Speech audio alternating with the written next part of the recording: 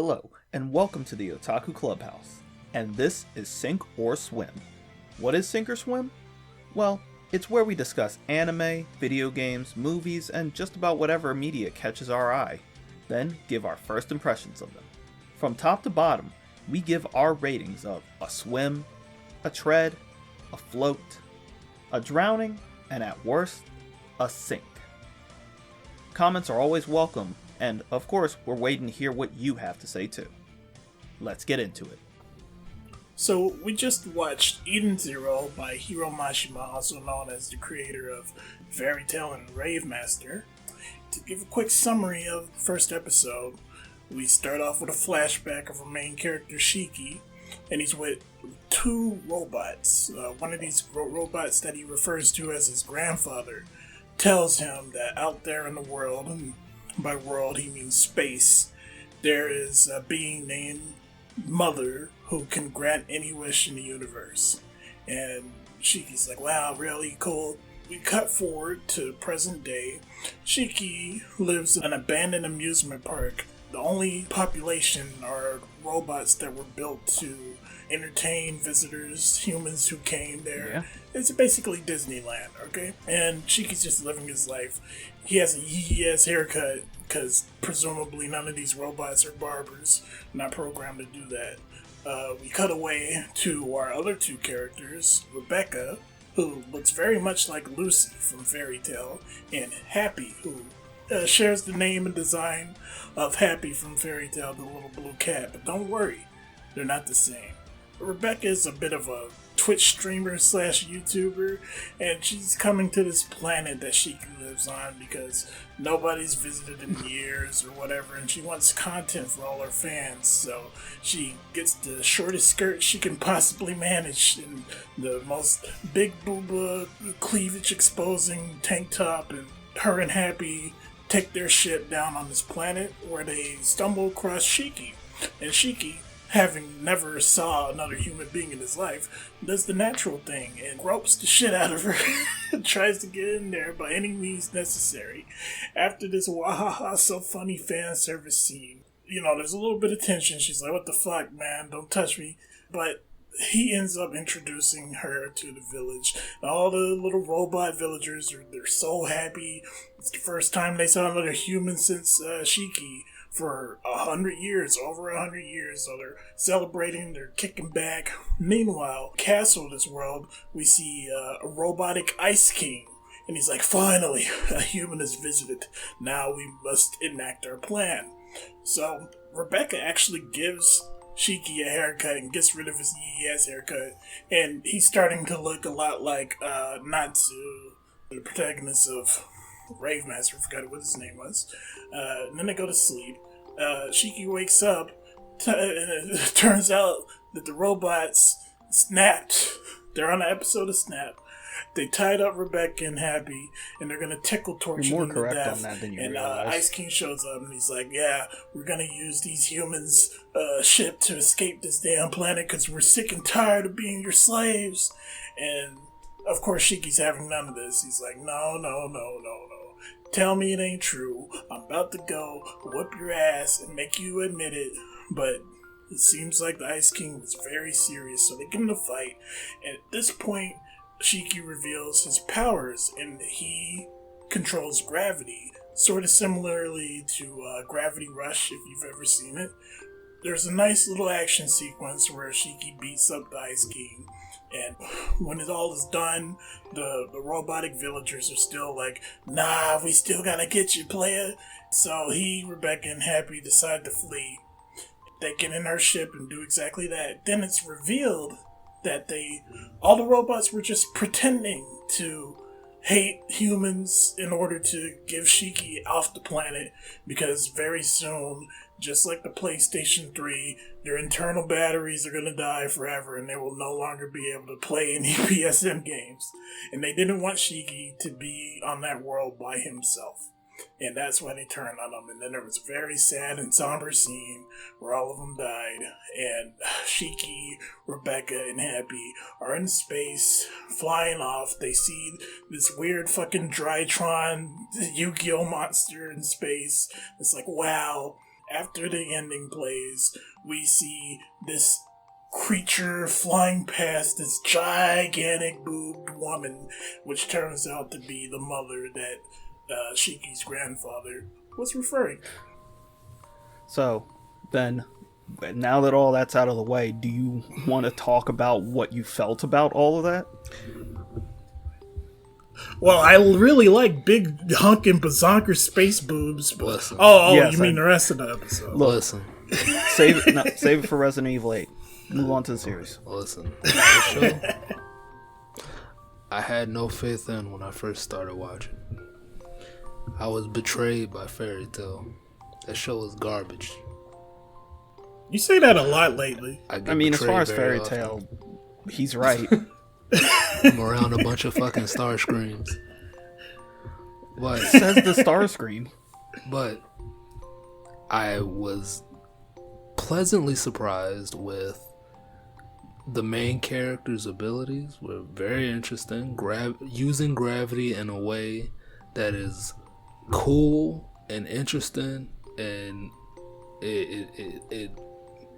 it's not something you see every day. You know, the only times that I can think of like a main character using gravity is the fucking one bitch from My Hero, right? Or like a Mega Man boss. Isn't the one bitch from My Hero? Are you talking about Yes, I'm talking about Uraraka. Oh, you're talking about Chunkster? But listen, the character design's all very good. Well, the two mainstays that we saw, they both look cool. Rebecca. Hiro Mashima's really good at making pretty cool character designs. I don't think anyone's gonna disagree with that. Hold on. I'm not gonna disagree. But I will say that Shiki, after he gets his haircut, is just black-haired Natsu, and Rebecca is just a little bit alternate art style. No. She's Lucy. better than Lucy.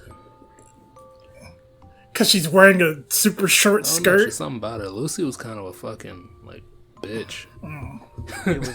It was the side ponytail. Nobody liked the side ponytail. But Rebecca, all I'm saying is if I was the King Robot, right, and I had the fucking Sigma battle body from Mega Man X5 like he did, it would have been over. That's all I'm saying, bro. Honestly, just from what I know, she's not even gonna be probably your favorite. But don't tell me that. Just for clarity's sake, I have actually read a good portion of Eden Zero at this point, so I know a relatively decent amount of this. So I'll just come out and say that the first episode I thought was good because it just covers the first chapter of the manga. That's all it needs to really do.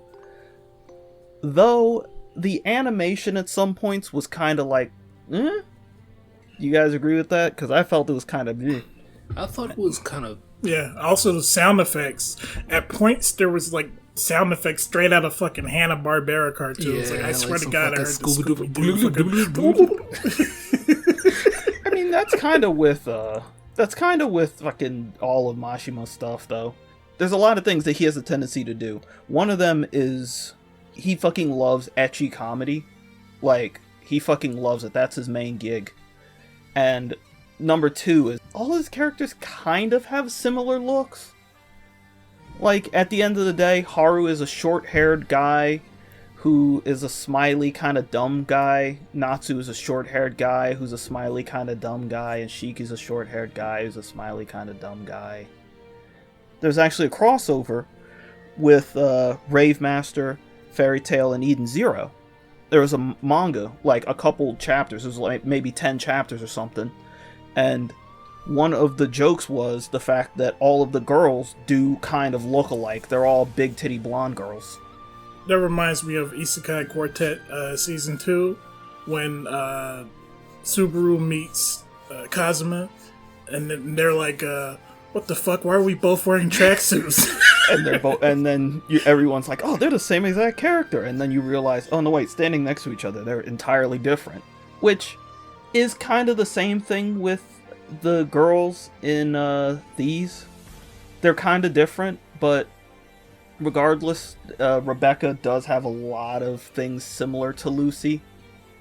And by the way, when you said a YouTuber, the fucking thing is actually a B-cuber. That's great. As opposed to Lucy, who was kind of, what's the word, like, bratty? I mean, Rebecca's not really bratty. Yeah, that's what she's also infinitely more useful than Lucy, because Lucy had all this power and all these fucking summons and stuff that hardly ever did anything at the end of the day. So Rebecca kind of reminds me of Bulma. And, I mean, it's yet to be determined if that stays true. It's, like, literally just the first episode, but it does remind me of the first episode / first chapter of Dragon Ball.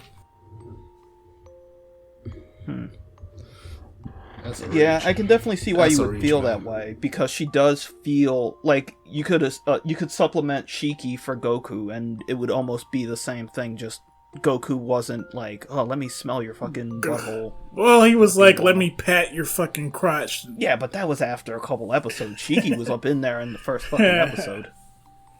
I got a few more things here on my notes. I'm assuming that the plot of Eden Zero is to try to get mommy to give you PS5 or whatever. And then she just says, that is beyond my power. Sorry, they're out of stock. But yeah, and the opening or the ending, whatever song they played at the end, I really liked it. That was the opening. Yeah, that was the opening. Yeah, I'm not sure. I didn't get that confirmed for me yet. I think that's actually a Back On song. Let me see. First episode? No. Takanori Nishikawa. That is a song called Eden Through the Rough. Which, I can't remember who Takanori Nishikawa is. It sounds familiar. But yeah, I thought that opening was pretty good. Even if I thought that the rest of the music was a little... I thought it was kind of generic sounding. Yeah. Because it had the whole, like RPG orchestral stuff kind of going on, which makes perfect sense considering the fact that this is getting an action RPG sometime this year, I think? Maybe sometime within like the next year or two. But yeah, that's coming out. I thought it was alright. Didn't think it was anything special. Alright, I guess that's all we have to say. Now I remember. Oh. Shit. You ready for this? I completely forgot that was his real name. That is TM Revolution's real name. What do you mean? Takanori Nishikawa is TM Revolution. Oh, so is this like a reveal? No, his name has always been, everyone's known his name was Takanori. It's just, I didn't know that he's not going under his stage name. That's what you're saying. I think he goes under TM Revolution when he's, like, with his band. Okay. But if he's, like, with a different band, he goes under Takanori. Alright, makes sense. So. But, yeah, ultimately, the first episode for it was pretty uneventful. You get the hooks in you. You've got the main character who, if you're looking for this type of main character, Shiki kind of fulfills all the things you need. He's not exactly a moron, but he's like a happy-go-lucky kind of idiot. Rebecca will give you all the cheesecake and TNA you could possibly want, and I guess since the world is currently burning, it would be T and A and F that you could possibly want. NA, TNA, and FNA. So... You'll get a bunch of characters who you will see and you'll be like, hey, is that character? It's not, fortunately. Don't expect too much from this. I assume that there's going to be occasionally a good fight scene, like a really well animated one. I get the feeling this is going to have like a Black Clover style animation thing, where every once in a while you get really good animated fights, but aside from that, it's like, I could literally be drawing this with my own two hands kind of art. So, ratings? I will give this one a swim. I liked it. Didn't really have any big problems with it personally. The animation could be improved, the music could be improved, but it's the first episode. I thought it did well. It didn't offend me. I liked it actually, so yeah, swim. I will go ahead and give this a tread. I can't give it a swim. I know where it's going. Like, I know where it's ultimately going, but my fear is that it's not going to have the best animation. Legitimately, if this just has better animation, I'd be willing to hang on for the whole ride. But straight up, if you just are looking at this for, like, good art, then just read the manga. Hiro Mashima has always been a good artist. Even if he only draws, like, 3 female character body types, he's still a good artist. And, like I said, you can get all the T and A and F and A and F and F, A and F that you want in the manga. So, I'll give it a tread. For me, I was pleasantly surprised. I thought that it was gonna be garbage and corny. I thought I was gonna hate it on the first episode. But they lured me in with that bitch's fucking big ass thighs and pajamas.